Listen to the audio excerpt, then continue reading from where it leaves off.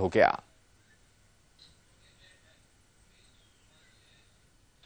کشمیری بھائیوں کے ساتھ اظہار یکجہتی اور مقبوضہ کشمیر میں بھارتی مظالم کے خلاف دینا میں ریلی کا انعقاد کیا گیا۔ ریلی میں خصوصی شرکت وزیر خوراک آزاد کشمیر سید شوکت شاہ نے کی۔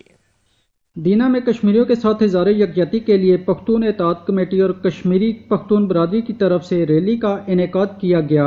ریلی میں خصوصی شرکت آزاد کشمیر کے وزیر خوراک سید شوکت شاہ نے کی۔ ریلی میں پختون برادری کے ساتھ ساتھ اعلان دینا نے بھی بھرپور شرکت کی اور ریلی میں پرجوش نعروں کی گونج رہی۔ کشمیر بنے گا پاکستان، پاکستان زندہ آباد، پاک فوج زندہ آباد۔ اس موقع پہ آزاد کشمیر کے وزیر خوراک سید شوکت شاہ نے سچ نیوز سے بات کرتے ہوئے کہا کہ میں آج اس ٹی وی کے ذریعے جو ہمارے کشمیری بھائی آزادی کی جنگ لڑ رہے ہیں انہیں یہ پیغام دینا چاہتا ہوں کہ پاکستان کی پوری قوم اور آزاد کشمیر کے بسنے والے تمام لوگ آپ کی پشت پہ کھڑے ہیں۔